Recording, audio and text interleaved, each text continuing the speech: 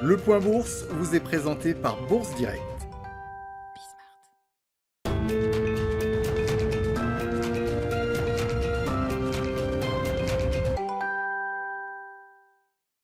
Clôture à l'équilibre ce soir pour le CAC 40. L'indice parisien gagne 0,10% à 5691 points. Cet indice parisien qui marque une pause à l'approche des 5700 points tandis que les investisseurs se concentrent aujourd'hui sur les résultats d'entreprise.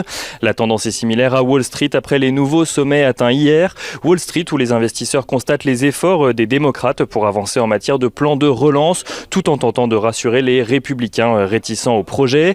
La commission des voies et moyens de la Chambre des représentants a en effet adopté hier un texte proposant de limiter le versement du chèque de $1 400 aux Américains dont le revenu n'excède pas $75 000 par an pour une personne seule et $150 000 par an pour un couple marié. En Europe à présent, l'Allemagne fait état d'un excédent commercial en recul de 20% en 2020 à 179 milliards d'euros, un recul dû à un recul de plus de 9% de ses exportations et d'un peu plus de 7% de ses importations. Du côté des résultats suivis par les investisseurs parisiens, à présent on commence par Total qui fait état d'une perte nette de 7,2 milliards de dollars sur l'ensemble de l'année 2020, un recul en lien direct avec la chute de la demande mondiale mais aussi à cause de la chute des prix du pétrole. Le groupe qui réalisait un bénéfice de 11,2 milliards de dollars en 2019 voit ainsi son bénéfice net ajusté chuter de 66% à 4,06 milliards de dollars.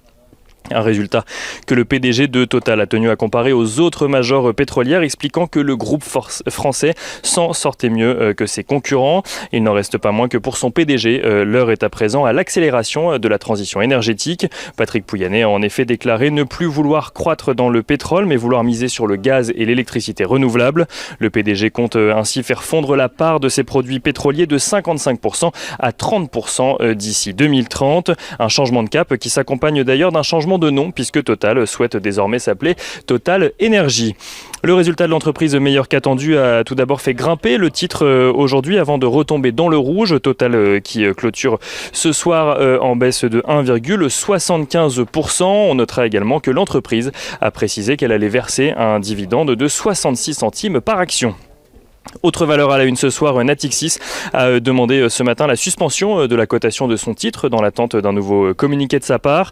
Sa maison mère BPCE serait en discussion avancée pour déposer une offre formelle de rachat du solde d'environ 30% du capital qu'il ne détient pas encore dans la banque selon Bloomberg. BPCE qui envisagerait de présenter cette offre cette semaine tandis que Natixis doit justement présenter ses résultats ce jeudi. Une rumeur qui est étayée par le fait que Natixis avait démenti tout retrait de la cote en juillet dernier, mais que l'engagement pris à l'époque n'était valable que 6 mois selon les règles fixées par l'AMF, engagement qui prenait donc fin en janvier. Renault recule de son côté ce soir à cause des résultats dévoilés par son partenaire Nissan. L'entreprise japonaise dont 43% du capital est détenu par Renault a fait état d'une perte de 300 millions d'euros au troisième trimestre, une perte qui entraînera une contribution négative sur le résultat de Renault de 123 millions d'euros.